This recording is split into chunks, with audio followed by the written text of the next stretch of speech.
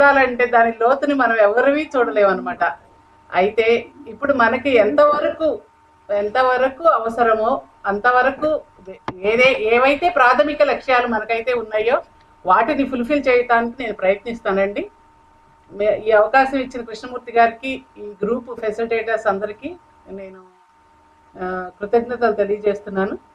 ఈరోజు క్లాసులోకి వచ్చే ముందు నేను ఒక చిన్న క్వశ్చన్ అడుగుతానండి, దానికి మీరు చాట్ ద్వారా తెలియజేయచ్చు. అసలు ఎందుకు మనుషులకే హ్యూమన్ రిలేషన్స్ మెయింటైన్ చేయాల్సిన పని ఏమిటి? ఎందుకు ఒకసారి మీకు తెలిసినంతలో మీరు చాట్ చేయండి సార్. అసలు మనుషులమే ఎందుకు హ్యూమన్ రిలేషన్స్ ని మెయింటైన్ చేయాలి?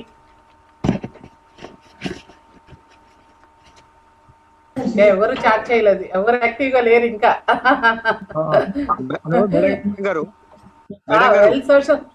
చెప్పండి. కృష్ణ అండి. చెప్పండి సార్. ప్రతి దానికి చట్ట రూపంలో మనుషులకు ప్రవర్తన నియమాలు చట్ట రూపంలో కాకుండా సహజమైన ఏది మన విధి పెట్టిన విధానం సహజమైన రూపంలో మానవ సంబంధాలను మెయింటైన్ చేస్తే బాగుంటది. అది విధి విధానం, ఇది చట్ట ప్రకారం చేసేవి వేరుంటాయి. అన్ని చట్టంతో మనకు పరిష్కారాలు లభించాయి. అవును సార్. నేను అదే ఇదే విషయాన్ని మనం చర్చించుకుందాం సార్. నాకు తెలిసినంత వరకు మీకు తెలియజేయడానికి ప్రయత్నిస్తాను.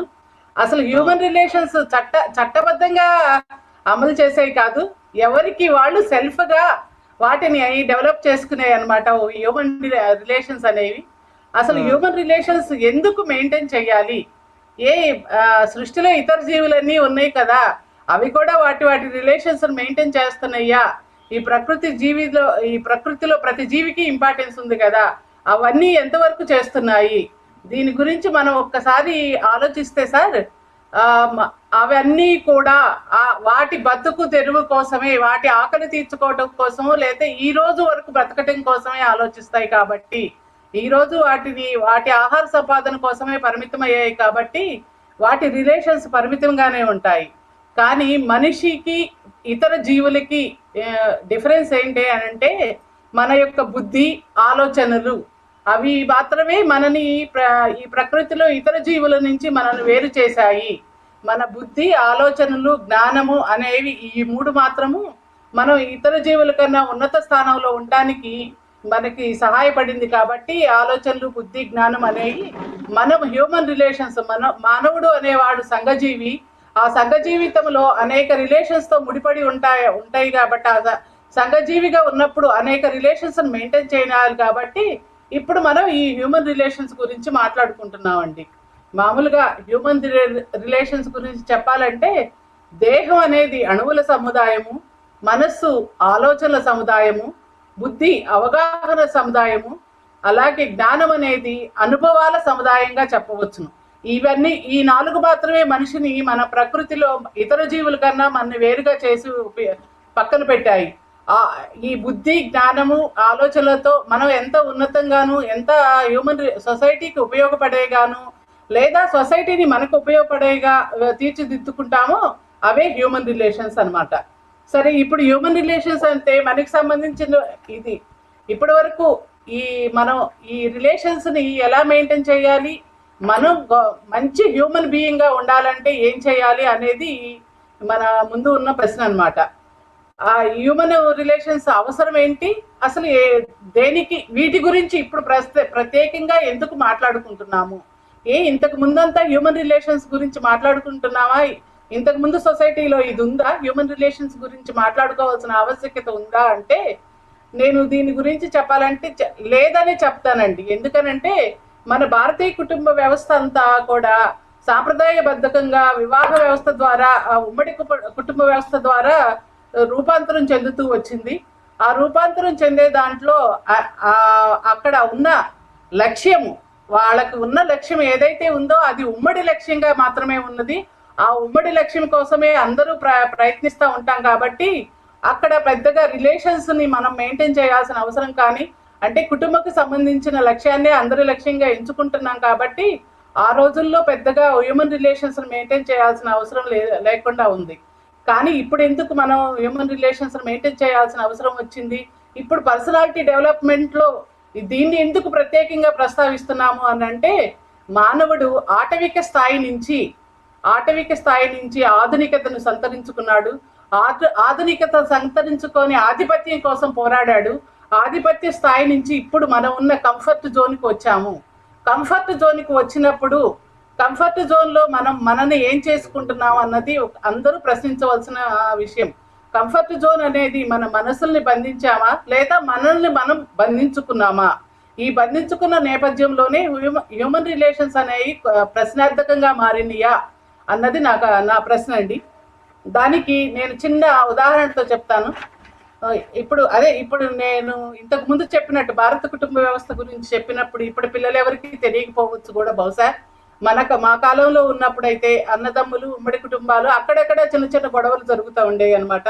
అంటే అన్నదమ్ములు మేము విడిపోతామనో, లేకపోతే వేరేగా ఉంటామనో, లేకపోతే బయటికి వెళ్తామనో అలా మాట్లాడుకుంటా ఉండేవాళ్ళు. అలాగే ఒక కుటుంబంలోని ఇద్దరు అన్నదమ్ములు మేము విడిపోతాము, మా ఇద్దరికి పసుకట్టలేదు, ఎవరి దారులు వాళ్ళు చూసుకుంటాం అన్నప్పుడు వాళ్ళ తండ్రి ఎంతో ఆవేదనకు గురయ్యి ఒక మధ్య మార్గం చెప్పాడండి. సరే విడివిడిగా ఉంటే ఉన్నారు, మీ ఇద్దరి మధ్య ఒక చెట్టుని నాటండి. ఆ చెట్టుని నేను నా పిల్లలిద్దరూ కలిసే ఉన్నారన్న భావంతో నేను ఉన్నంత వరకు ఉంటాను అని చెప్పాడండి. అలాగే వాళ్ళిద్దరి గోడ ఏదైతే ఉందో ఆ గోడ బదులు ఆ చెట్టుని నాటుకున్నారు. ఆ తండ్రి వాళ్ళిద్దరితో చెరసగం రోజులు ఉంటా వచ్చాడు. అలాగే పెద్ద ఆయన కొంచెం బాధ్యతగా ఉన్నాడు, విలువలు కలిగిన వ్యక్తి కాబట్టి తను ఆ చెట్టుని చక్కగా పెంచి పోషించాడు. వాళ్ళ నాన్న మాట కట్టుబడి పెంచి పోషిస్తూ ఉన్నాడు. అలా ఆ విధంగా పోషిస్తూ ఉంటే ఆ చెట్టు పెరుగుతూ ఉంది. అదే వైపు నా తమ్ముడి వైపు ఉన్న చెట్టుని అతను నిర్లక్ష్యంగా వ్యవహరించాడు. ఆ చెట్టు పట్ల నిర్లక్ష్యానికి గురి చేశాడు దానిని. అంటే దానికి సరైన ప్రొటెక్షన్ ఇవ్వకుండాను, సరైన టయానికి నీరు పోయకుండాను, సరైన టయానికి మనం ఏదైనా పెస్టిసైడ్స్ వేయాల్సి ఉంటే, లేదా ఏదైనా బయట పశుపక్షాదులు వచ్చి దాన్ని నాశనం చేస్తున్నప్పుడు ప్రొటెక్ట్ చేయకుండా ఉన్నాడు. అదే ఆ విధంగా నిర్లక్ష్యంగా వ్యవహరించబడ్డ మొక్క అన్నకి సంవత్సరానికి రెట్టింపు ఫలసాయం ఇచ్చింది. ఫలసాయం మీన్స్ ఫ్రూట్స్, అది ఇవ్వగలిగినంత ఫ్రూట్స్ అది ఇస్తూ ఉంది. ప్రతి సంవత్సరం రెట్టింపుగా ఇస్తూ ఉంది. అదే తమ్ముడు పెంచిన చెట్టు మాత్రము అలాగే నేలకి అంటుకొని అలాగే ఉండిపోయింది. దీనికి చక్కటి ఉదాహరణగా చెప్పాలంటే మనం హ్యూమన్ రిలేషన్స్ కూడా అలాంటివేనండి. పెంచుతూ ఉంటే పెరుగుతూ ఉంటాయి, ప్రేమతో పెంచుతూ ఉంటే పెరుగుతూ ఉంటాయి, అభిమానంతో ఆర్తిగా దగ్గరికి చేర్చుకుంటా ఉంటే మనని దరిచేరుస్తూ ఉంటాయి. అలాగే నిర్లక్ష్యము, అశ్రద్ధ, అసమానత్వము ఇవన్నీ కూడా ఆ మొక్కని ఎలా పెదగనీయకుండా చేసినాయో మన హ్యూమన్ రిలేషన్స్ కూడా మన సొసైటీతో అలాగే సంబంధాలు కొనసాగుతాయండి. ఇది చిన్న ఉదాహరణగా మాత్రమే చెప్పాను. అలాగే ఇప్పుడు మనం ఇప్పుడు జనరేషన్కి వచ్చేస్తే మన చిన్నపిల్లలకి ఇవన్నీ తెలియదండి. మనం చిన్నపిల్లల్ని ఎలా పెంచుతున్నాం, మన కుటుంబ వ్యవస్థలో ఇప్పటి తరంలో ఇప్పుడు మనం పిల్లల్ని ఎలా పెంచుతున్నాం అన్నది ముఖ్యమైన అంశంగా చెప్పొచ్చు. అంటే నేను పిల్లల స్థాయి దగ్గర నుంచి చెప్తున్నాను, మన జీవన విధానంలో మార్పుల గురించి చెబుతున్నాను అనమాట. జనరల్గా చిన్నపిల్లలు అనేవాళ్ళు హరివిల్లు విరిసినా, లేకపోతే జాబిల్లి పూసినా, లేకపోతే గాలి తెమ్మర వీసినా, లేక ఈ ప్రకృతిలో ప్రతి ఒక్కటి వాళ్ళ సొంతమే అనుకుంటారు. ఆ సొంతాన్ని వాళ్ళు అనుభవించి ఫీల్ అవుతా ఉంటారనమాట. అలాంటి ఫీలింగ్ నుంచి మనము ఇప్పుడు ఉమ్మడి కుటుంబ వ్యవస్థల నుంచి మామూలు మైక్రో ఫ్యామిలీస్ స్థాయికి వచ్చాము. నేను మా వారు లేకపోతే మా ఇద్దరు పిల్లలు అంత మైక్రో ఫ్యామిలీస్కి వచ్చేసాక ఇప్పుడు పిల్లలలో మనమేం చదువుతున్నామండి. ఒకవేళ మన నైబర్ పిల్లలు కూడా మన పిల్లవాడితో పాటే అదే ఎల్కేజీనో అదే యూకేజీనో చదువుతూ ఉన్నాడు. అప్పుడు మనం ఏమంటామండి, స్కూల్కి ఇద్దరు ఒకే ఆటోలో వెళ్తున్నారు, లేదా ఒకే రిక్షాలో వెళ్ళొస్తున్నారు. అప్పుడు మనం ఏం చదువుతున్నాము, మనం ఆ పిల్లాడికన్నా నువ్వు ఫస్ట్ ఉండాలి, ఆ పిల్లాడికన్నా నువ్వు చదువులో బాగుండాలి, ఆ పిల్లాడికన్నా నువ్వు మంచి బట్టలు వేసుకోవాలి, ఆ పిల్లాడికన్నా నువ్వు ఫస్ట్ రావాలి, ఇలాంటి మోటివేషన్తోనే మనం పెంచడం జరుగుతుంది. అలాంటప్పుడు మన పిల్లలు ఎలాంటి విలువలు నేర్చుకుంటారు, అంటే కంఫర్ట్ జోన్కి వచ్చాక కూడా ఎలాంటి సంఖ్యలను వేసుకుంటారు అన్నది దీని ద్వారా ఉదాహరిస్తున్నాను. అలా నేను ఒక చిన్న కొటేషన్ చెప్పాలంటే, విలువ లేని విద్య స్పందన లేని హృదయం లాంటిది అనమాట. అంటే ఇప్పుడు సొసైటీలో మనందరం అలాగే ఉన్నాము, అలాగే జీవిస్తున్నాం కూడా. మారుతున్న కాలంలో అన్నిటినీ, అంటే టెక్నాలజీని, మారుతున్న మోడర్న్ కారుల్ని, లేకపోతే మోడర్న్ టెక్నాలజీని, లేకపోతే ఇంకా మనకి ఏవైతే కంఫర్ట్స్గా వచ్చినాయో సుఖాలు అని అనొచ్చు, వాటన్నిటినీ యాక్సెప్ట్ చేస్తున్నాం కానీ ఒక్క హ్యూమన్ మాత్రం యాక్సెప్ట్ చేయలేకపోతున్నామండి. అంటే దానికి కారణం కూడా ఇప్పుడు పెరిగిన టెక్నాలజీ అనొచ్చండి. ఆ టెక్నాలజీ వల్ల కూడా అందరం ఎవరికి వాళ్ళం ఏకాకులు అయిపోయామని చెప్పవచ్చును. మనం మామూలుగా ఉన్న చేతి 5 వేళ్లే ఒకలాగా ఉండవు, అన్ని రకరకాల సైజుల్లోనూ రకరకాల పరిమాణాల్లోనూ ఉంటాయి. కానీ పిడికిలి బిగించాలి అన్నప్పుడు మాత్రము అన్నిటినీ ఒకలాగే ఒక దగ్గరికే చేర్చి పిడికిలి బిగించగలమండి. అలాగే ఈ సొసైటీ అనేది కానీ మనం హ్యూమన్ రిలేషన్స్ మెయింటైన్ చేయడం అనేది కూడా పిడికిలి బిగించినంత ఇంపార్టెంట్ అండి. ఇప్పుడు ఎగ్జాంపుల్ చెప్పాలంటే మీరు ఒక్కరే ఉన్నత శిఖరాలను అధిరోహించారండి. మీరు అనుకున్న కెరీర్ కానీ మీ చదువు కానీ మీరు ఏమైనా కానీ మీరు అనుకున్న దాంట్లో చాలా బాగా ఉన్నత శిఖరాలను చేరాను. కానీ పంచుకోవటానికి పక్కన మనిషి లేనప్పుడు, ఫీలింగ్స్ మనం ఎక్స్చేంజ్ చేసుకోవడానికి మనిషి లేనప్పుడు, లేకపోతే సమ్ రిలేషన్స్ లేనప్పుడు అది నిరర్ధకమైన ఫలితంగానే మిగిలిపోతుంది. అందుకే మనం హ్యూమన్ రిలేషన్స్ అనేది మెయింటైన్ చేయాలన్నమాట. ఆ హ్యూమన్ రిలేషన్స్ మెయింటైన్ చేయడానికి నా వంతుగా నేనేం చేయాలి, లేదా మీ వంతుగా మీరేం చేయాలన్నది ఇప్పుడు నేను చెప్పే టాపిక్ మీద ఆధారపడి ఉంటుంది. ఎవరికి వాళ్ళం దీని అంతటిని ఎనలైజ్ చేసుకొని అమలు చేస్తే మనం జాగ్రత్తగా హ్యూమన్ రిలేషన్స్ మెయింటైన్ చేసిన వాళ్ళమే అవుతాం అనమాట.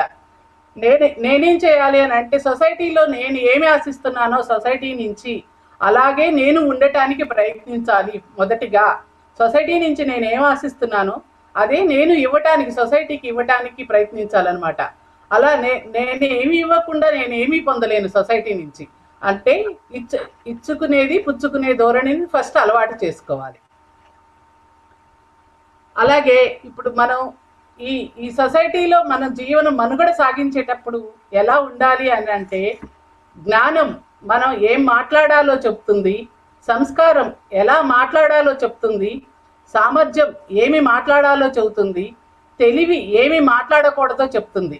ఇవి 4 మాత్రం పాటిస్తే కరెక్ట్గా మనం హ్యూమన్ రిలేషన్స్ మెయింటైన్ చేసినట్టే అవుతామండి.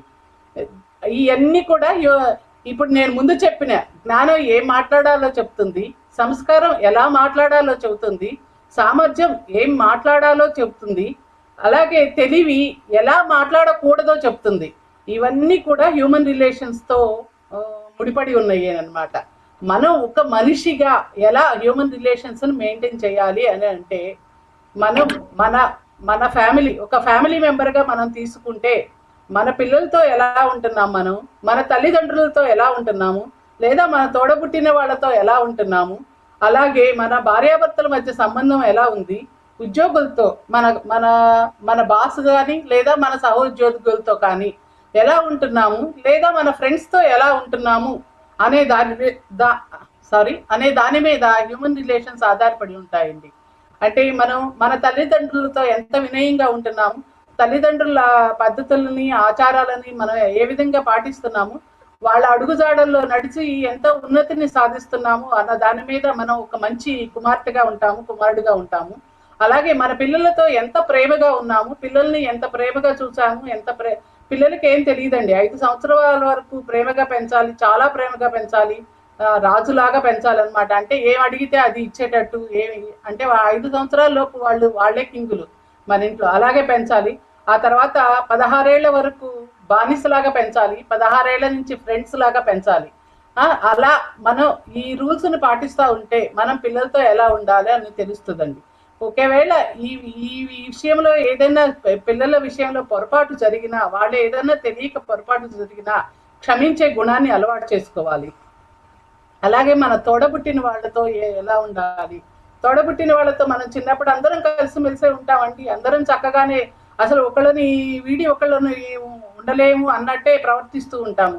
అదే మన జీవితాల్లో సెటిల్ అయ్యాక ఈర్ష్య, అసూయ, ద్వేషాలతో కొంతమందికి మనస్పర్ధలు రావచ్చు, కొంతమందిని వారి స్నేహాలను కానీ వారి అనుబంధాలను కానీ దూరంగా జరగవచ్చు.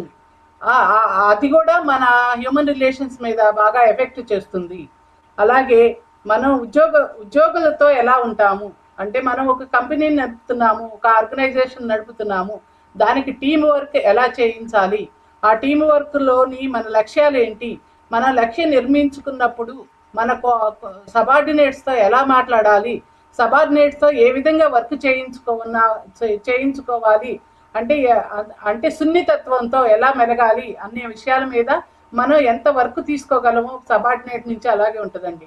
అలాగే మనం సబార్డినేట్గా ఉండి మన పైన బాస్ ఉన్నప్పుడు ఆ బాసుతో ఎలా మెలగాలి, ఆ బాసుతో ఏ విధంగా, బాసుతో ఎక్కువ కమ్యూనికేషన్తోనే ఉంటుందండి. ఎక్కువ మనం ఆ బాసుతో ఏ విధంగా కమ్యూనికేట్ చేయాలి, మన కమ్యూనికేషన్ ఈ కంపెనీ అభివృద్ధికి ఎంత ఉపయోగపడుతుంది, ఆ కంపెనీ లక్ష్యాన్ని చేరడానికి నేను ఇంకా ఏమైనా కష్టపడాలా అన్న దాని మీద ఇక్కడ మానవ సంబంధాలు, హ్యూమన్ రిలేషన్స్ ఆధారపడి ఉంటాయండి.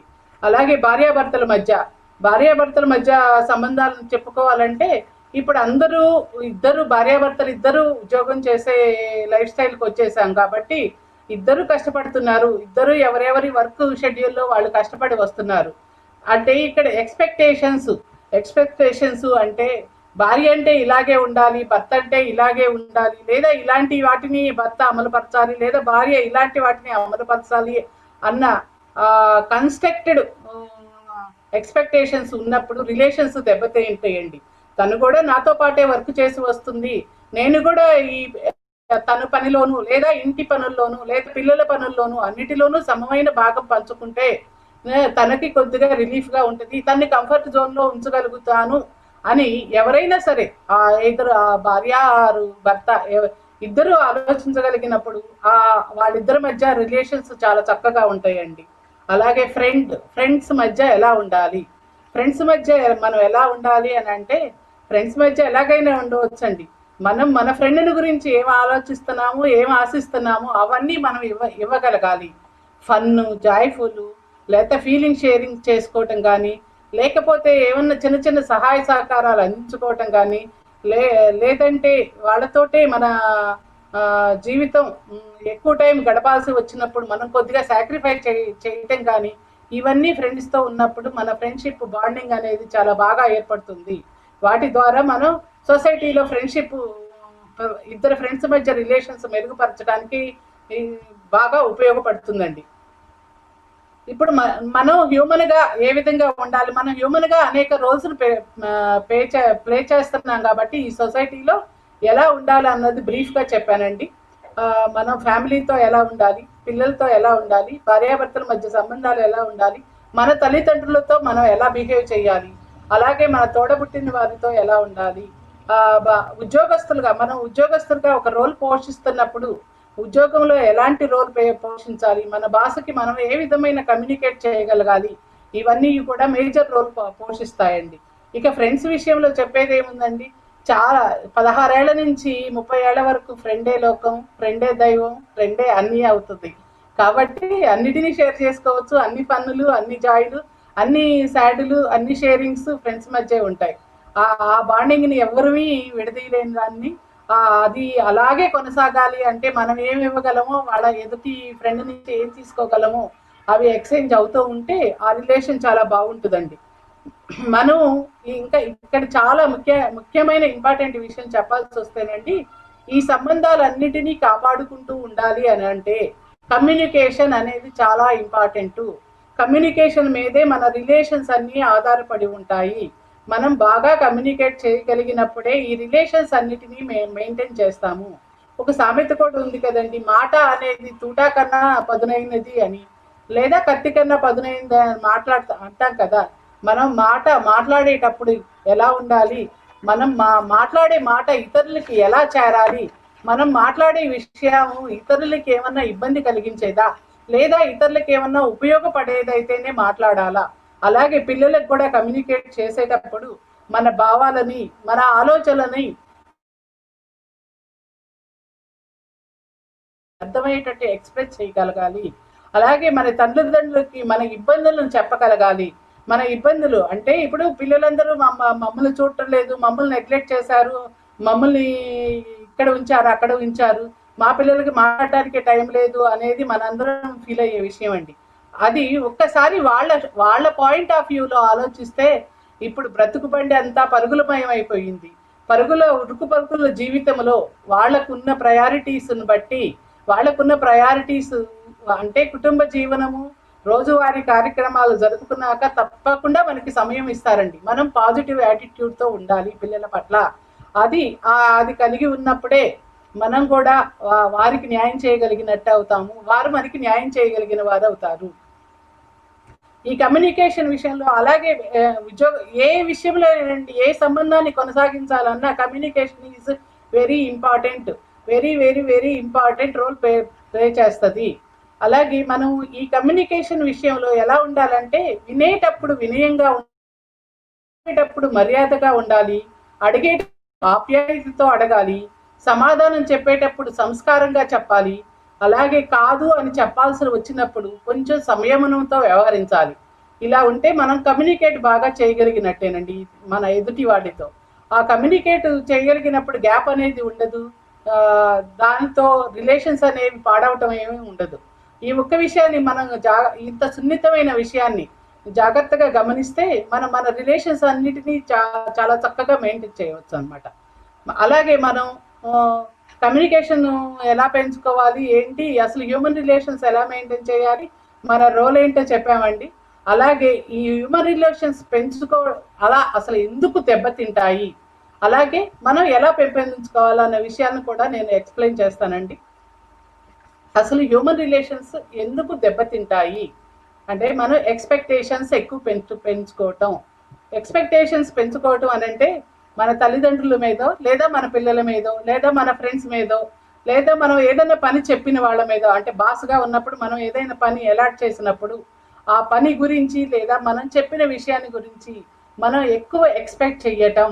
అంటే ఎదుటి వాళ్ళ సామర్థ్యానికి మించో, లేకపోతే ఎదుటి వాళ్ళు మనకి తెలిసిన వాళ్ళే అనే చదువు కొద్దో మా పిల్లలే కదా అని వాళ్ళ శక్తికి మించి మనం ఆశపడటము, లేదా పిల్లలు కూడా అదే విషయంగా మా పేరెంట్సే కదా అని ఎక్కువగా ఆశించటము, లేకపోతే మన ఫ్రెండ్స్ మధ్య ఇచ్చిపుచ్చుకునే ధోరణిలో అంతరాలు, ఈ ఎక్స్పెక్టేషన్స్ అన్నీ కూడా హ్యూమన్ రిలేషన్స్ దెబ్బతీస్తాయండి.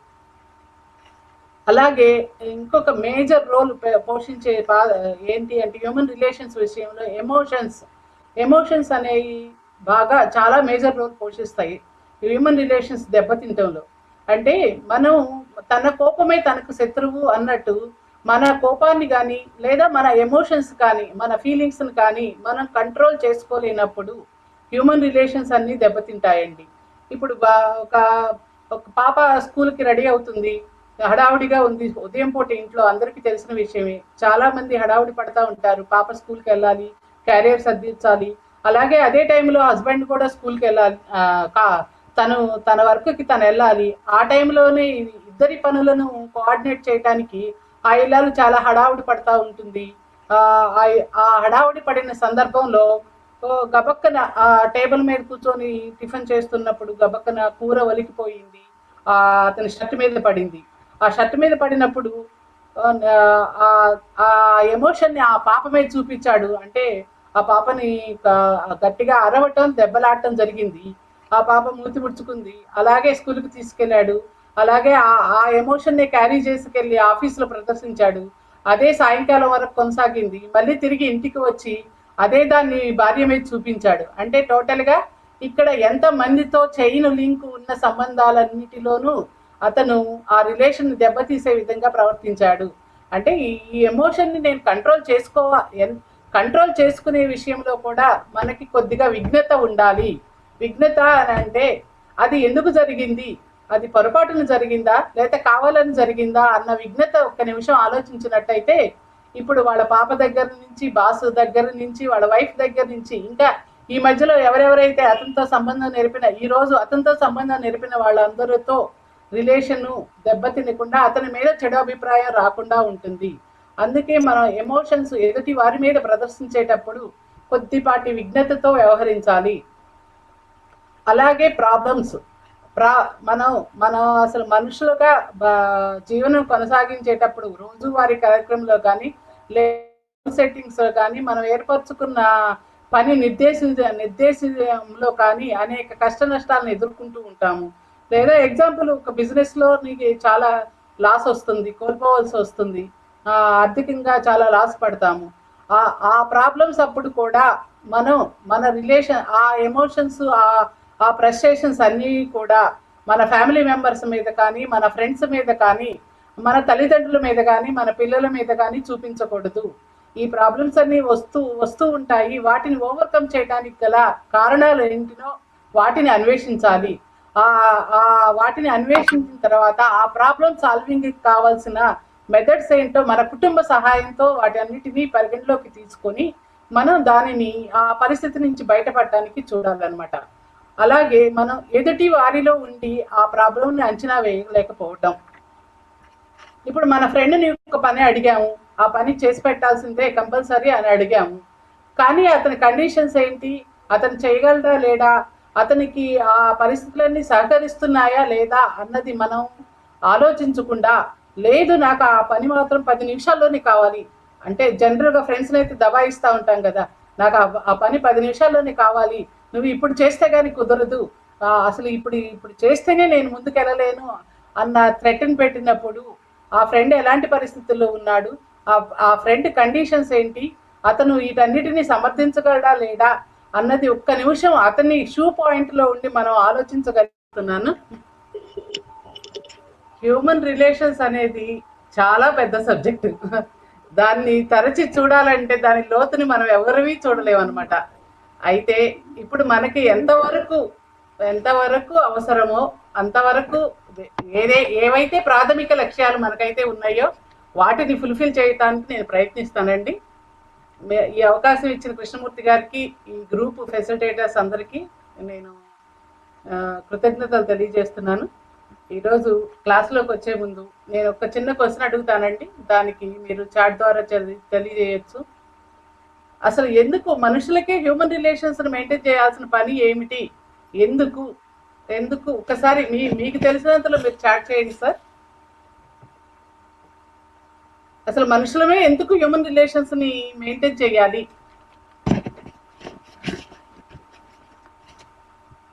ఎవరు చాట్ చేయలేదు, ఎవరు యాక్టివ్గా లేరు ఇంకా.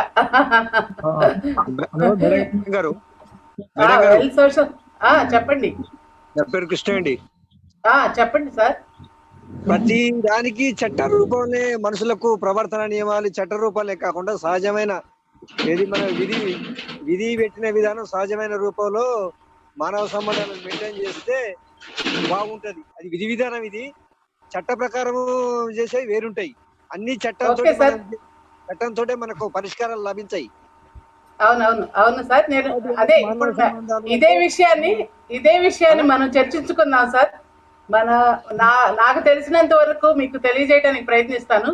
అసలు హ్యూమన్ రిలేషన్స్ చట్టబద్ధంగా అమలు చేసేవి కాదు, ఎవరికి వాళ్ళు సెల్ఫ్గా వాటిని డెవలప్ చేసుకునేవి అనమాట హ్యూమన్ రిలేషన్స్ అనేవి. అసలు హ్యూమన్ రిలేషన్స్ ఎందుకు మెయింటైన్ చేయాలి? సృష్టిలో ఇతర జీవులన్నీ ఉన్నాయి కదా, అవి కూడా వాటి రిలేషన్స్ మెయింటైన్ చేస్తున్నాయ్యా. ఈ ప్రకృతిలో ప్రతి జీవికి ఇంపార్టెన్స్ ఉంది కదా, అవన్నీ ఎంతవరకు చేస్తున్నాయి? దీని గురించి మనం ఒక్కసారి ఆలోచిస్తే సార్, అవన్నీ కూడా వాటి బతుకు తెరువు కోసమే, వాటి ఆకలి తీర్చుకోవడం కోసమో లేకపోతే ఈ రోజు వరకు బ్రతకటం కోసమే ఆలోచిస్తాయి. కాబట్టి ఈరోజు వాటి ఆహార సంపాదన కోసమే పరిమితం అయ్యాయి. కాబట్టి వాటి రిలేషన్స్ పరిమితంగానే ఉంటాయి. కానీ మనిషికి ఇతర జీవులకి డిఫరెన్స్ ఏంటి అని అంటే, మన యొక్క బుద్ధి, ఆలోచనలు, అవి మాత్రమే మనని ఈ ప్రకృతిలో ఇతర జీవుల నుంచి మనల్ని వేరు చేశాయి. మన బుద్ధి, ఆలోచనలు, జ్ఞానము అనేవి ఈ 3 మాత్రము మనం ఇతర జీవుల కన్నా ఉన్నత స్థానంలో ఉండడానికి మనకి సహాయపడింది. కాబట్టి ఆలోచనలు, బుద్ధి, జ్ఞానం అనేవి మనం హ్యూమన్ రిలేషన్స్, మానవుడు అనేవాడు సంఘజీవి. ఆ సంఘజీవితంలో అనేక రిలేషన్స్తో ముడిపడి ఉంటాయి కాబట్టి ఆ సంఘజీవిగా ఉన్నప్పుడు అనేక రిలేషన్స్ మెయింటైన్ చేయాలి. కాబట్టి ఇప్పుడు మనం ఈ హ్యూమన్ రిలేషన్స్ గురించి మాట్లాడుకుంటున్నామండి. మామూలుగా హ్యూమన్ రిలేషన్స్ గురించి చెప్పాలంటే, దేహం అనేది అణువుల సముదాయము, మనస్సు ఆలోచనల సముదాయము, బుద్ధి అవగాహన సముదాయము, అలాగే జ్ఞానం అనేది అనుభవాల సముదాయంగా చెప్పవచ్చును. ఇవన్నీ ఈ 4 మాత్రమే మనిషిని మన ప్రకృతిలో ఇతర జీవుల కన్నా మనని వేరుగా చేసి పక్కన పెట్టాయి. ఈ బుద్ధి, జ్ఞానము, ఆలోచనలతో మనం ఎంత ఉన్నతంగాను, ఎంత హ్యూమన్ సొసైటీకి ఉపయోగపడేగాను, లేదా సొసైటీని మనకు ఉపయోగపడేగా తీర్చిదిద్దుకుంటామో అవే హ్యూమన్ రిలేషన్స్ అనమాట. సరే, ఇప్పుడు హ్యూమన్ రిలేషన్స్ అంటే మనకి సంబంధించిన ఇది ఇప్పటి వరకు ఈ మనం ఈ రిలేషన్స్ ని ఎలా మెయింటైన్ చేయాలి, మనం మంచి హ్యూమన్ బీయింగ్ గా ఉండాలంటే ఏం చేయాలి అనేది మన ముందు ఉన్న ప్రశ్న అన్నమాట. ఆ హ్యూమన్ రిలేషన్స్ అవసరం ఏంటి, అసలు దేనికి, వీటి గురించి ఇప్పుడు ప్రత్యేకంగా ఎందుకు మాట్లాడుకుంటున్నాము, ఇంతకు ముందంతా హ్యూమన్ రిలేషన్స్ గురించి మాట్లాడుకుంటున్నామా, ఇంతకు ముందు సొసైటీలో ఇది ఉందా, హ్యూమన్ రిలేషన్స్ గురించి మాట్లాడుకోవాల్సిన ఆవశ్యకత ఉందా అంటే నేను దీని గురించి చెప్పాలంటే లేదని చెప్తానండి. ఎందుకనంటే మన భారతీయ కుటుంబ వ్యవస్థ అంతా కూడా సాంప్రదాయబద్ధకంగా వివాహ వ్యవస్థ ద్వారా, ఉమ్మడి కుటుంబ వ్యవస్థ ద్వారా రూపాంతరం చెందుతూ వచ్చింది. ఆ రూపాంతరం చెందే దాంట్లో అక్కడ ఉన్న లక్ష్యము, వాళ్ళకు ఉన్న లక్ష్యం ఏదైతే ఉందో అది ఉమ్మడి లక్ష్యంగా మాత్రమే ఉన్నది. ఆ ఉమ్మడి లక్ష్యం కోసమే అందరూ ప్రయత్నిస్తూ ఉంటాం కాబట్టి అక్కడ పెద్దగా రిలేషన్స్ ని మనం మెయింటైన్ చేయాల్సిన అవసరం, కానీ అంటే కుటుంబకు సంబంధించిన లక్ష్యాన్నే అందరి లక్ష్యంగా ఎంచుకుంటున్నాం కాబట్టి ఆ రోజుల్లో పెద్దగా హ్యూమన్ రిలేషన్స్ మెయింటైన్ చేయాల్సిన అవసరం లేకుండా ఉంది. కానీ ఇప్పుడు ఎందుకు మనం హ్యూమన్ రిలేషన్స్ మెయింటైన్ చేయాల్సిన అవసరం వచ్చింది, ఇప్పుడు పర్సనాలిటీ డెవలప్మెంట్ లో దీన్ని ఎందుకు ప్రత్యేకంగా ప్రస్తావిస్తున్నాము అని అంటే, మానవుడు ఆటవిక స్థాయి నుంచి ఆధునికతను సంతరించుకున్నాడు. ఆధునికత సంతరించుకొని ఆధిపత్యం కోసం పోరాడాడు. ఆధిపత్య స్థాయి నుంచి ఇప్పుడు మనం ఉన్న కంఫర్ట్ జోన్కి వచ్చాము. కంఫర్ట్ జోన్కి వచ్చినప్పుడు కంఫర్ట్ జోన్ లో మనని ఏం చేసుకుంటున్నాం అన్నది అందరూ ప్రశ్నించవలసిన విషయం. కంఫర్ట్ జోన్ అనేది మన మనసుల్ని బంధించామా లేదా మనల్ని మనం బంధించుకున్నామా? ఈ బంధించుకున్న నేపథ్యంలోనే హ్యూమన్ రిలేషన్స్ అనేవి ప్రశ్నార్థకంగా మారినయా అన్నది నా ప్రశ్న అండి. దానికి నేను చిన్న ఉదాహరణతో చెప్తాను. ఇప్పుడు నేను ఇంతకు ముందు చెప్పినట్టు భారత కుటుంబ వ్యవస్థ గురించి చెప్పినప్పుడు ఇప్పుడు పిల్లలు ఎవరికి తెలియకపోవచ్చు కూడా. బహుశా మా కాలంలో ఉన్నప్పుడైతే అన్నదమ్ములు, ఉమ్మడి కుటుంబాలు అక్కడక్కడ చిన్న చిన్న గొడవలు జరుగుతూ ఉండేవి అనమాట. అంటే అన్నదమ్ములు మేము విడిపోతామనో, లేకపోతే వేరేగా ఉంటామనో, లేకపోతే బయటికి వెళ్తామనో అలా మాట్లాడుకుంటా ఉండేవాళ్ళు. అలాగే ఒక కుటుంబంలోని ఇద్దరు అన్నదమ్ములు మేము విడిపోతాము, మా ఇద్దరికి పసుకట్టలేదు, ఎవరి దారులు వాళ్ళు చూసుకుంటాం అన్నప్పుడు వాళ్ళ తండ్రి ఎంతో ఆవేదనకు గురయ్యి ఒక మధ్య మార్గం చెప్పాడండి. సరే విడివిడిగా ఉంటే ఉన్నారు, మీ ఇద్దరి మధ్య ఒక చెట్టుని నాటండి. ఆ చెట్టుని నా పిల్లలిద్దరూ కలిసే ఉన్నారన్న భావంతో నేను ఉన్నంత వరకు ఉంటాను అని చెప్పాడండి. అలాగే వాళ్ళిద్దరి గోడ ఏదైతే ఉందో ఆ గోడ బదులు ఆ చెట్టుని నాటుకున్నారు. ఆ తండ్రి వాళ్ళిద్దరితో చెరసగం రోజులు ఉంటా వచ్చాడు. అలాగే పెద్ద ఆయన కొంచెం బాధ్యతగా ఉన్నాడు, విలువలు కలిగిన వ్యక్తి కాబట్టి తను ఆ చెట్టుని చక్కగా పెంచి పోషించాడు. వాళ్ళ నాన్న మాటకు కట్టుబడి పెంచి పోషిస్తా ఉన్నాడు. అలా ఆ విధంగా పోషిస్తా ఉంటే ఆ చెట్టు పెరుగుతూ ఉంది. అదే వైపు నా తమ్ముడి వైపు ఉన్న చెట్టుని అతను నిర్లక్ష్యంగా వ్యవహరించాడు. ఆ చెట్టు పట్ల నిర్లక్ష్యానికి గురి చేశాడు దానిని. అంటే దానికి సరైన ప్రొటెక్షన్ ఇవ్వకుండాను, సరైన టయానికి నీరు పోయకుండాను, సరైన టయానికి మనం ఏదైనా పెస్టిసైడ్స్ వేయాల్సి ఉంటే, లేదా ఏదైనా బయట పశుపక్షాదులు వచ్చి దాన్ని నాశనం చేస్తున్నప్పుడు ప్రొటెక్ట్ చేయకుండా ఉన్నాడు. అదే ఆ విధంగా నిర్లక్ష్యంగా వ్యవహరించబడ్డ మొక్క అన్నకి సంవత్సరానికి రెట్టింపు ఫలసాయం ఇచ్చింది. ఫలసాయం మీన్స్ ఫ్రూట్స్, అది ఇవ్వగలిగినంత ఫ్రూట్స్ అది ఇస్తూ ఉంది. ప్రతి సంవత్సరం రెట్టింపుగా ఇస్తూ ఉంది. అదే తమ్ముడు పెంచిన చెట్టు మాత్రము అలాగే నేలకి అంటుకొని అలాగే ఉండిపోయింది. దీనికి చక్కటి ఉదాహరణగా చెప్పాలంటే మన హ్యూమన్ రిలేషన్స్ కూడా అలాంటివేనండి. పెంచుతూ ఉంటే పెరుగుతూ ఉంటాయి, ప్రేమతో పెంచుతూ ఉంటే పెరుగుతూ ఉంటాయి, అభిమానంతో ఆర్తిగా దగ్గరికి చేర్చుకుంటా ఉంటే మనని దరిచేరుస్తూ ఉంటాయి. అలాగే నిర్లక్ష్యము, అశ్రద్ధ, అసమానత్వము ఇవన్నీ కూడా ఆ మొక్కని ఎలా పెదగనీయకుండా చేసినాయో మన హ్యూమన్ రిలేషన్స్ కూడా మన సొసైటీతో అలాగే సంబంధాలు కొనసాగుతాయండి. ఇది చిన్న ఉదాహరణగా మాత్రమే చెప్పాను. అలాగే ఇప్పుడు మనం ఇప్పుడు జనరేషన్కి వచ్చేస్తే మన చిన్నపిల్లలకి ఇవన్నీ తెలియదండి.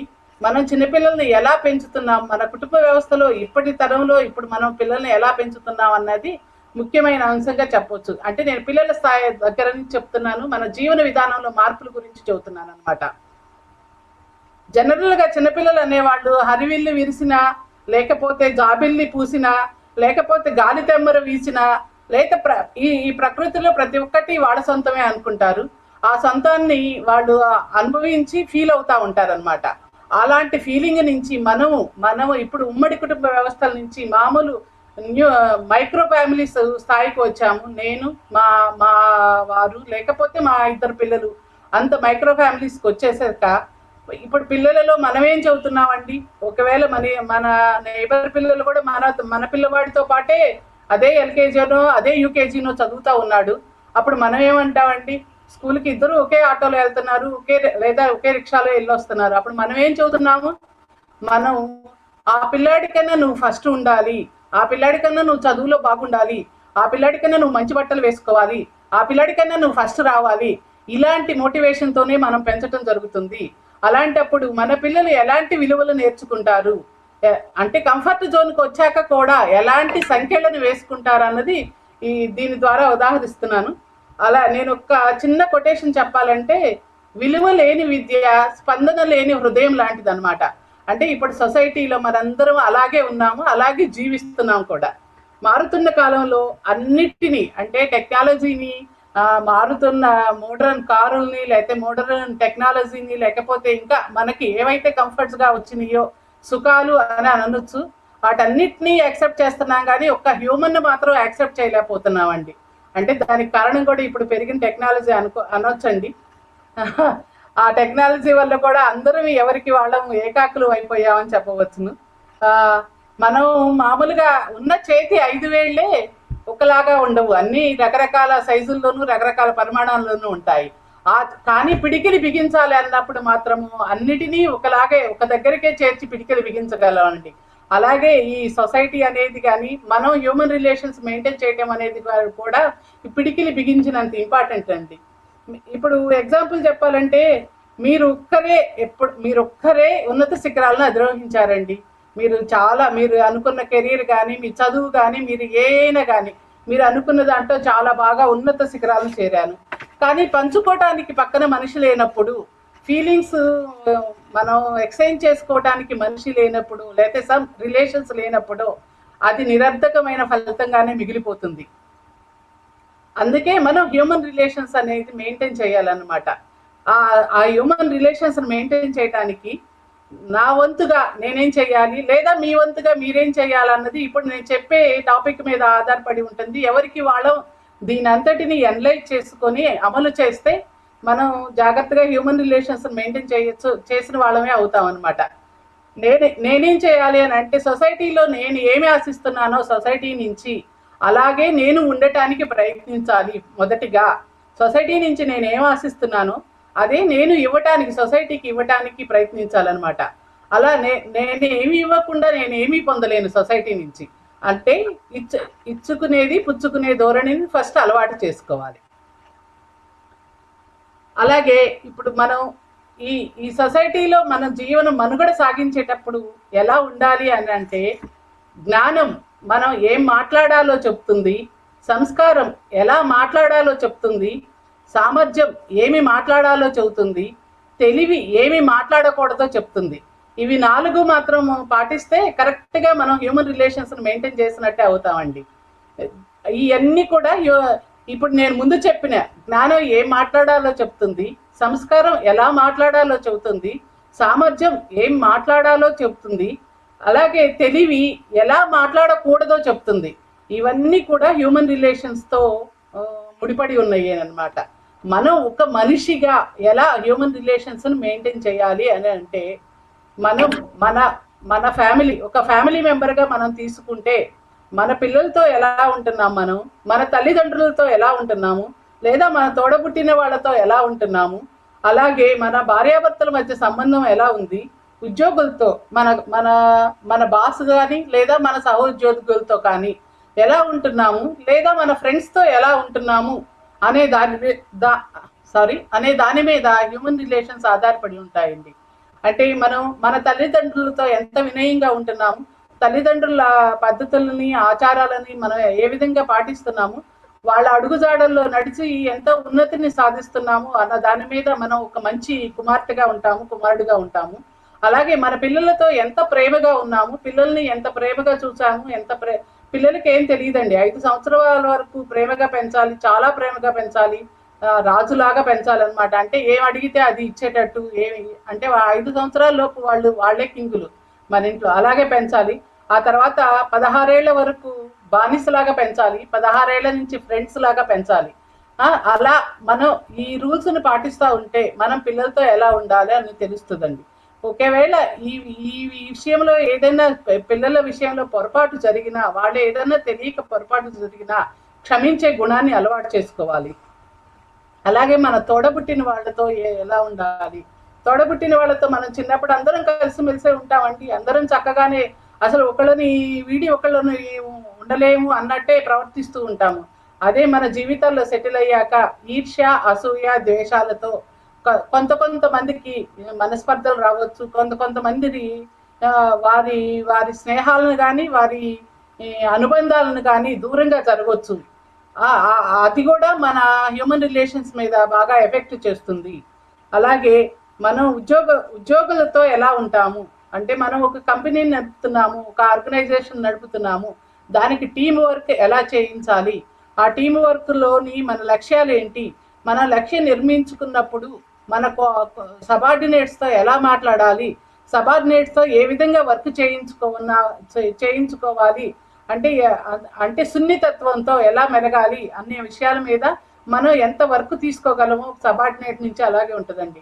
అలాగే మనం సబార్డినేట్గా ఉండి మన పైన బాస్ ఉన్నప్పుడు ఆ బాసుతో ఎలా మెలగాలి, ఆ బాసుతో ఏ విధంగా, బాసుతో ఎక్కువ కమ్యూనికేషన్తోనే ఉంటుందండి. ఎక్కువ మనం ఆ బాసుతో ఏ విధంగా కమ్యూనికేట్ చేయాలి, మన కమ్యూనికేషన్ ఈ కంపెనీ అభివృద్ధికి ఎంత ఉపయోగపడుతుంది, ఆ కంపెనీ లక్ష్యాన్ని చేరడానికి నేను ఇంకా ఏమైనా కష్టపడాలా అన్న దాని మీద ఇక్కడ మానవ సంబంధాలు, హ్యూమన్ రిలేషన్స్ ఆధారపడి ఉంటాయండి.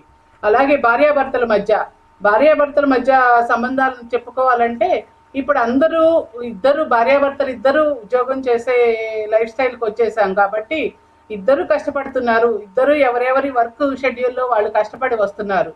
అంటే ఇక్కడ ఎక్స్పెక్టేషన్స్ అంటే భార్య అంటే ఇలాగే ఉండాలి, భర్త అంటే ఇలాగే ఉండాలి, లేదా ఇలాంటి వాటిని భర్త అమలుపరచాలి, లేదా భార్య ఇలాంటి వాటిని అమలుపరచాలి అన్న కన్స్ట్రక్టెడ్ ఎక్స్పెక్టేషన్స్ ఉన్నప్పుడు రిలేషన్స్ దెబ్బతింటాయండి. తను కూడా నాతో పాటే వర్క్ చేసి వస్తుంది, నేను కూడా ఈ తన పనిలోను లేదా ఇంటి పనుల్లోనూ లేదా పిల్లల పనుల్లోనూ అన్నిటిలోనూ సమమైన భాగం పంచుకుంటే తనకి కొద్దిగా రిలీఫ్గా ఉంటుంది, తన్ని కంఫర్ట్ జోన్లో ఉంచగలుగుతాను అని ఎవరైనా సరే ఆ భార్య భర్త ఇద్దరు ఆలోచించగలిగినప్పుడు వాళ్ళిద్దరి మధ్య రిలేషన్స్ చాలా చక్కగా ఉంటాయండి. అలాగే ఫ్రెండ్స్ మధ్య ఎలా ఉండాలి, ఫ్రెండ్స్ మధ్య మనం ఎలా ఉండాలి అని అంటే, ఫ్రెండ్స్ మధ్య ఎలాగైనా ఉండవచ్చండి. మనం మన ఫ్రెండ్ని గురించి ఏం ఆలోచిస్తున్నాము, ఏం ఆశిస్తున్నాము అవన్నీ మనం ఇవ్వగలగాలి. ఫన్ను, జాయ్ఫుల్, లేకపోతే ఫీలింగ్ షేరింగ్ చేసుకోవటం కానీ, లేకపోతే ఏమన్నా చిన్న చిన్న సహాయ సహకారాలు అందించుకోవటం కానీ, లేదంటే వాళ్ళతోటే మన జీవితం ఎక్కువ టైం గడపాల్సి వచ్చినప్పుడు మనం కొద్దిగా సాక్రిఫైస్ చేయటం కానీ, ఇవన్నీ ఫ్రెండ్స్తో ఉన్నప్పుడు మన ఫ్రెండ్షిప్ బాండింగ్ అనేది చాలా బాగా ఏర్పడుతుంది. వాటి ద్వారా మనం సొసైటీలో ఇద్దరు ఫ్రెండ్స్ మధ్య రిలేషన్స్ మెరుగుపరచడానికి బాగా ఉపయోగపడుతుందండి. ఇప్పుడు మనం హ్యూమన్గా ఏ విధంగా ఉండాలి, మనం హ్యూమన్గా అనేక రోల్స్ను ప్లే చేస్తున్నాం కాబట్టి ఈ సొసైటీలో ఎలా ఉండాలి అన్నది బ్రీఫ్గా చెప్పానండి.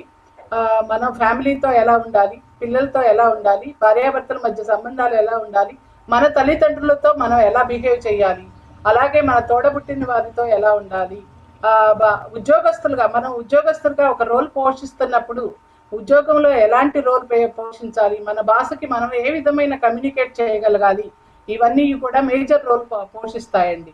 ఇక ఫ్రెండ్స్ విషయంలో చెప్పేది ఏముందండి, చాలా 16 ఏళ్ల నుంచి 30 ఏళ్ల వరకు ఫ్రెండే లోకం, ఫ్రెండే దైవం, ఫ్రెండే అన్నీ అవుతుంది. కాబట్టి అన్నిటినీ షేర్ చేసుకోవచ్చు, అన్ని పన్నులు, అన్ని జాయిలు, అన్ని సాడులు, అన్ని షేరింగ్స్ ఫ్రెండ్స్ మధ్య ఉంటాయి. ఆ బాండింగ్ని ఎవరివి విడదీయలేని దాన్ని అది అలాగే కొనసాగాలి అంటే మనం ఏమి ఇవ్వగలమో వాళ్ళ ఎదుటి ఫ్రెండ్ నుంచి ఏం తీసుకోగలమో అవి ఎక్స్చేంజ్ అవుతూ ఉంటే ఆ రిలేషన్ చాలా బాగుంటుందండి.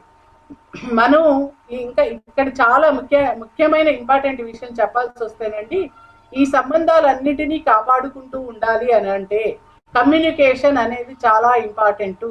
కమ్యూనికేషన్ మీదే మన రిలేషన్స్ అన్నీ ఆధారపడి ఉంటాయి. మనం బాగా కమ్యూనికేట్ చేయగలిగినప్పుడే ఈ రిలేషన్స్ అన్నిటినీ మెయింటైన్ చేస్తాము.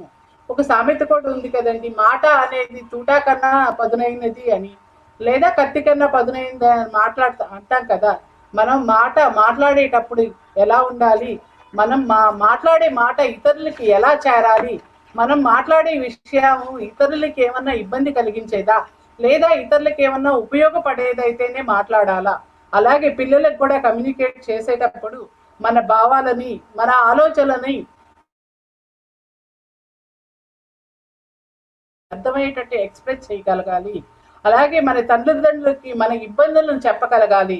మన ఇబ్బందులు అంటే ఇప్పుడు పిల్లలందరూ మమ్మల్ని చూడటం లేదు, మమ్మల్ని నెగ్లెక్ట్ చేశారు, మమ్మల్ని ఇక్కడ ఉంచారు, అక్కడ ఉంచారు, మా పిల్లలకి మాట్లాడటానికి టైం లేదు అనేది మనందరం ఫీల్ అయ్యే విషయం అండి. అది ఒక్కసారి వాళ్ళ పాయింట్ ఆఫ్ వ్యూలో ఆలోచిస్తే, ఇప్పుడు బ్రతుకు బండి అంతా పరుగులమయం అయిపోయింది. ఉరుకు పరుగుల జీవితంలో వాళ్ళకున్న ప్రయారిటీస్ని బట్టి, వాళ్ళకున్న ప్రయారిటీస్ అంటే కుటుంబ జీవనము, రోజువారీ కార్యక్రమాలు జరుపుకున్నాక తప్పకుండా మనకి సమయం ఇస్తారండి. మనం పాజిటివ్ యాటిట్యూడ్తో ఉండాలి పిల్లల పట్ల. అది కలిగి ఉన్నప్పుడే మనం కూడా వారికి న్యాయం చేయగలిగినట్టు అవుతాము, వారు మనకి న్యాయం చేయగలిగిన వారు అవుతారు. ఈ కమ్యూనికేషన్ విషయంలో అలాగే ఏ విషయంలో ఏ సంబంధాన్ని కొనసాగించాలన్నా communication is very important, very very very important role play చేస్తుంది. అలాగే మనం ఈ కమ్యూనికేషన్ విషయంలో ఎలా ఉండాలంటే, వినేటప్పుడు వినయంగా ఉండేటప్పుడు మర్యాదగా ఉండాలి, అడిగేటప్పుడు ఆప్యాయతతో అడగాలి, సమాధానం చెప్పేటప్పుడు సంస్కారంగా చెప్పాలి, అలాగే కాదు అని చెప్పాల్సి వచ్చినప్పుడు కొంచెం సంయమనంతో వ్యవహరించాలి. ఇలా ఉంటే మనం కమ్యూనికేట్ బాగా చేయగలిగినట్టేనండి మన ఎదుటి వాడితో. ఆ కమ్యూనికేట్ చేయగలిగినప్పుడు గ్యాప్ అనేది ఉండదు, దానితో రిలేషన్స్ అనేవి పాడవటం ఏమీ ఉండదు. ఈ ఒక్క విషయాన్ని మనం ఇంత సున్నితమైన విషయాన్ని జాగ్రత్తగా గమనిస్తే మన రిలేషన్స్ అన్నిటినీ చాలా చక్కగా మెయింటైన్ చేయవచ్చు అనమాట. అలాగే మనం కమ్యూనికేషన్ ఎలా పెంచుకోవాలి ఏంటి, అసలు హ్యూమన్ రిలేషన్స్ ఎలా మెయింటైన్ చేయాలి, మన రోల్ ఏంటో చెప్పామండి. అలాగే ఈ హ్యూమన్ రిలేషన్స్ అలా అసలు ఎందుకు దెబ్బతింటాయి, అలాగే మనం ఎలా పెంపొందించుకోవాలన్న విషయాన్ని కూడా నేను ఎక్స్ప్లెయిన్ చేస్తానండి. అసలు హ్యూమన్ రిలేషన్స్ ఎందుకు దెబ్బతింటాయి అంటే, మనం ఎక్స్పెక్టేషన్స్ ఎక్కువ పెంచుకోవటం.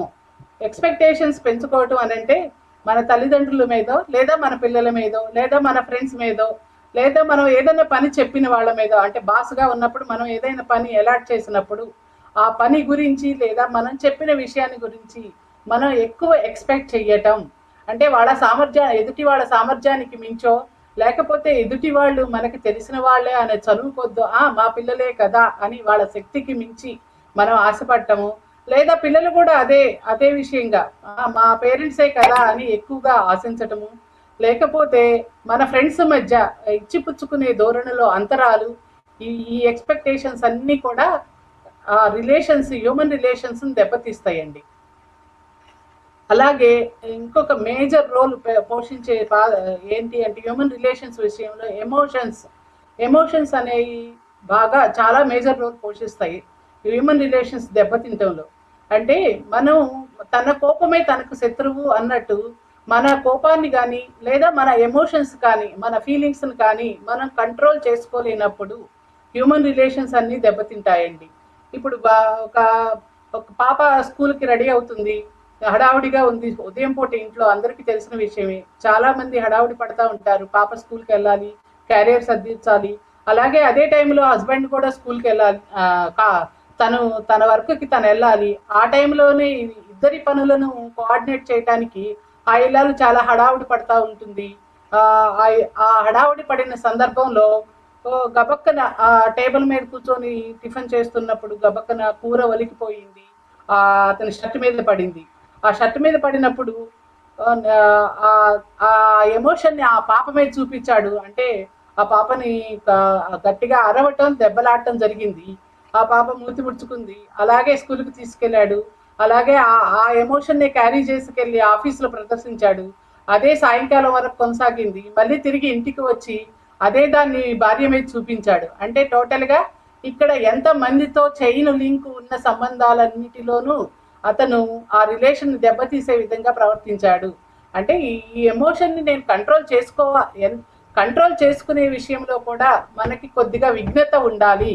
విఘ్నత అని అంటే అది ఎందుకు జరిగింది, అది పొరపాటున జరిగిందా లేదా కావాలని జరిగిందా అన్న విఘ్నత ఒక్క నిమిషం ఆలోచించినట్టయితే, ఇప్పుడు వాళ్ళ పాప దగ్గర నుంచి, బాస్ దగ్గర నుంచి, వాళ్ళ వైఫ్ దగ్గర నుంచి, ఇంకా ఈ మధ్యలో ఎవరెవరైతే అతనితో సంబంధం నెరిపిన, ఈ రోజు అతనితో సంబంధం నెరిపిన వాళ్ళందరితో రిలేషన్ దెబ్బతినకుండా అతని మీద చెడు అభిప్రాయం రాకుండా ఉంటుంది. అందుకే మనం ఎమోషన్స్ ఎదుటి వారి మీద ప్రదర్శించేటప్పుడు కొద్దిపాటి విఘ్నతతో వ్యవహరించాలి. అలాగే ప్రాబ్లమ్స్ మనం అసలు మనుషులుగా జీవనం కొనసాగించేటప్పుడు రోజువారీ కార్యక్రమంలో కానీ సెట్టింగ్స్ కానీ మనం ఏర్పరచుకున్న పని నిర్దేశంలో కానీ అనేక కష్ట నష్టాలను ఎదుర్కొంటూ ఉంటాము. లేదా ఎగ్జాంపుల్, ఒక బిజినెస్లో నీకు చాలా లాస్ వస్తుంది, కోల్పోవాల్సి వస్తుంది, ఆర్థికంగా చాలా లాస్ పడతాము. ఆ ప్రాబ్లమ్స్ అప్పుడు కూడా మన రిలేషన్, ఆ ఎమోషన్స్, ఆ ఫ్రస్ట్రేషన్స్ అన్నీ కూడా మన ఫ్యామిలీ మెంబర్స్ మీద కానీ, మన ఫ్రెండ్స్ మీద కానీ, మన తల్లిదండ్రుల మీద కానీ, మన పిల్లల మీద కానీ చూపించకూడదు. ఈ ప్రాబ్లమ్స్ అన్నీ వస్తూ ఉంటాయి. వాటిని ఓవర్కమ్ చేయడానికి గల కారణాలు ఏంటినో వాటిని అన్వేషించాలి. వాటిని అన్వేషించిన తర్వాత ఆ ప్రాబ్లమ్ సాల్వింగ్ కావాల్సిన మెథడ్స్ ఏంటో మన కుటుంబ సహాయంతో వాటి అన్నిటినీ పరిగణలోకి తీసుకొని మనం దానిని ఆ పరిస్థితి నుంచి బయటపడడానికి చూడాలన్నమాట. అలాగే మనం ఎదుటి వారిలో ఉండి ఆ ప్రాబ్లంని అంచనా వేయలేకపోవటం.